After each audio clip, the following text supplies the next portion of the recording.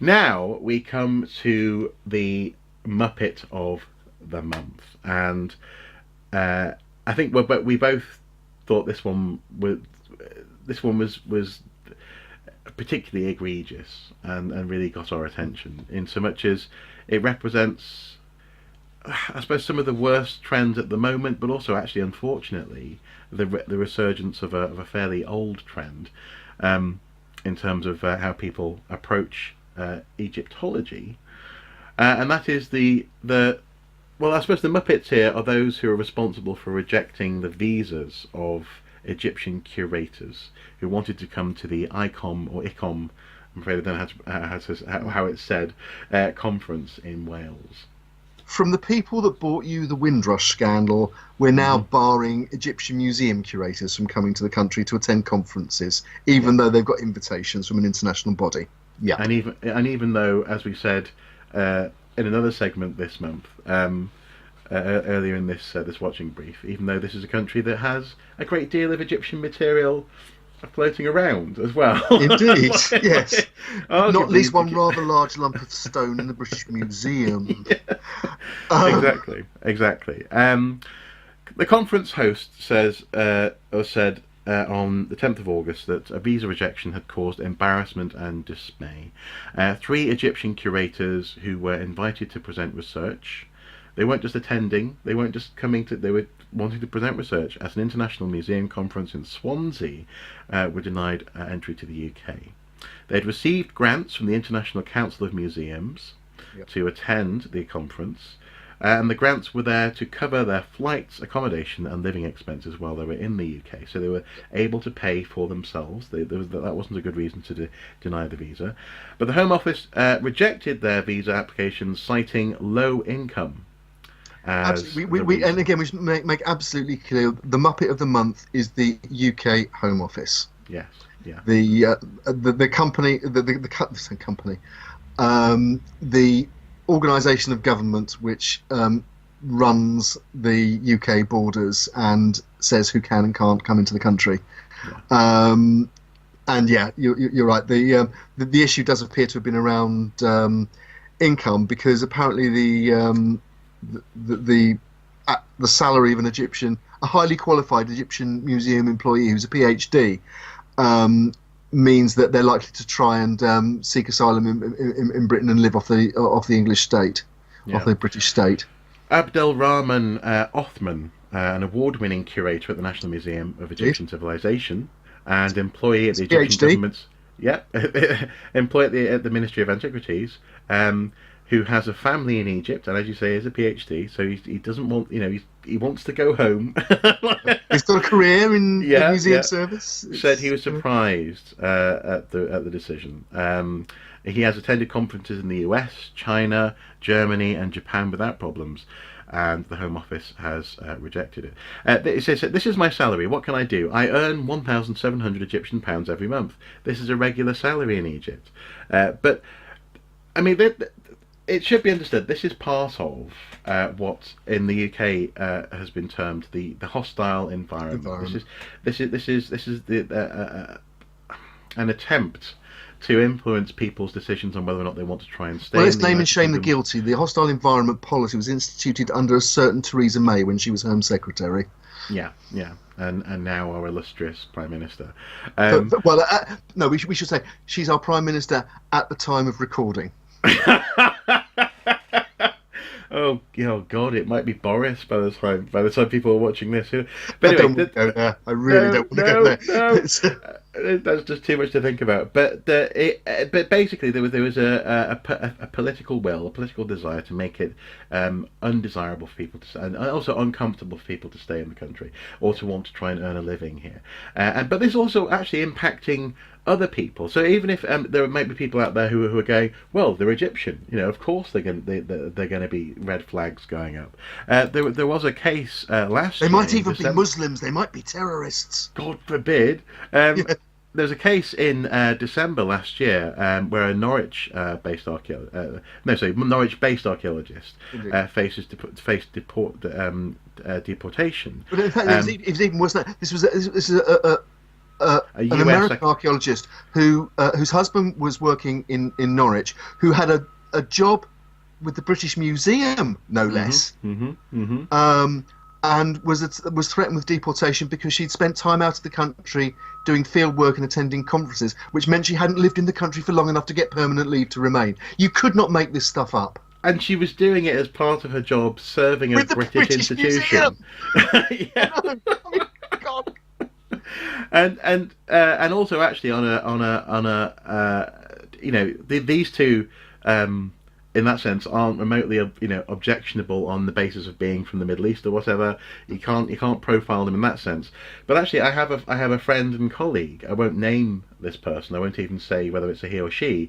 But this person in recent months recent years frankly, has been really scrambling together on an archaeologist's wage to try and make sure that they have a certain amount of money in the bank so that when it comes to the assessment as to whether or not they can stay here, even though they're married to a British archaeologist, they themselves as an American archaeologist are having to prove that they're not going to try and sponge off the state. It's a caricature of people wanting to come here simply to mooch around and be wastrels. It's appalling, and I actually find it quite embarrassing, if I'm honest, that these guys were turned away. Yeah, I mean, again, for a long time the Home Office denied it had targets for deportations and refusals, and then shock horror, it admitted, actually we had local targets for deportations and refusals. The Home Office immigration enforcement at the moment, certainly when it comes to stories like this, appears to be a very blunt instrument. That the individual desk officers who are looking at the cases have no discretion about they can't apply common sense. If somebody's out of the country because they've been sent by their employer to do work that's part of their job, that's why they're out of the country. It's not that like an international political delegation, for example. Well, yeah. Like members of the Home Office who might have to travel.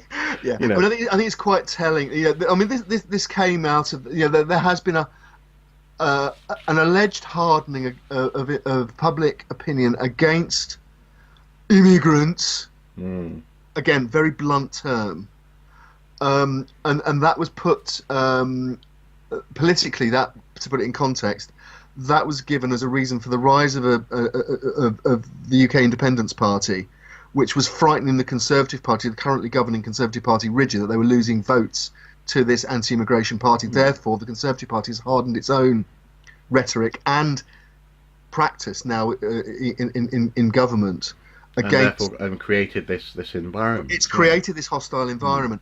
But it is such a negative thing. Forget all the arguments about how people from other cultures actually enrich our cultures and offer new experiences and refresh add to the economy. Add to the economy. Yeah, being brutal about it. All the evidence is they pay taxes. Sorry.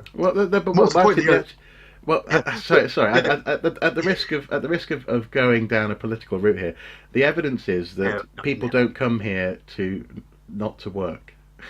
It actually tends to be people who are born here who don't want to work. But anyway, as it actually says, one of the comments. I'm not saying all people who are born. The laziest people tend to be nationals of Britain already. That's what I'm getting at. Also, the evidence seems to indicate. But there's a comment here on the Museums Association news article, and again we'll put a link below. It's quite a good long comment. But there's a little statement here saying the Home Office here has issued a statement that this is a load of crock. They obviously don't treat applications on their individual merit. No. This is a petty tyranny of tick box culture, and I think that's true. That's pretty much what we say. And I think we have to say that the heritage sector isn't alone in this. There have been reports just this summer of musicians going to the World Music Festival, WOMAD Festival, being refused visas, to the extent that bands that are a 7-piece have had to play as a 3-piece. It's that ridiculous. Also, I think the Edinburgh Writers Festival, International Writers Festival, again, some published authors were again denied visas. Yeah. It's absurd, and in the end, it's only damaging to the UK standing in the world and to the Just at the perceptions. time when we're Yeah. becoming a separate entity from Europe. There's a figure that the University and College Union did a survey of academics at British universities. So going back to the case of our colleagues in the British Museum and at Norwich, it found out that of academics from the EU 27, the remaining EU countries that aren't the UK, 75% of them, and this is quite a large number of people holding, their whole tenures, their whole contracts with UK universities, as as academics, as researchers, as teachers. 75% of them are more likely to consider leaving because of Brexit, and 29% of those knew somebody who already had. Yeah. Okay, that's across the board. It's not one area in particular. It's already damaging UK education and therefore the UK's future. It's so counterproductive. Yeah. Well, and I think importantly as well, the UK's philosophy. We've spent a couple of hundred years going around the world saying Britain is brilliant, whether implicitly or literally. We've been saying Britain's amazing. You want to be part of our empire, and now we want to be part of your Commonwealth, and now we want to have influence in the world, but we then also somehow don't expect people to first of all want to experience that, but also secondly, we don't feel that we should live up to that legacy, the legacy of actually being an outward-looking, confident, strong nation that wants to engage with specialists from around the world, to invite the best to come here, and whether that's to work, live, or just visit and talk with colleagues. It's such a shame, but nonetheless, Muppet of the Month is our Home Office. Absolutely. That's a bit serious, that actually, wasn't it? It did get a bit serious. A bit angry. A bit angry, but that may well just be because I'm just fed up of all this. I really want some sanity to be restored to political discourse and public discourse in our country. But we'll see what happens.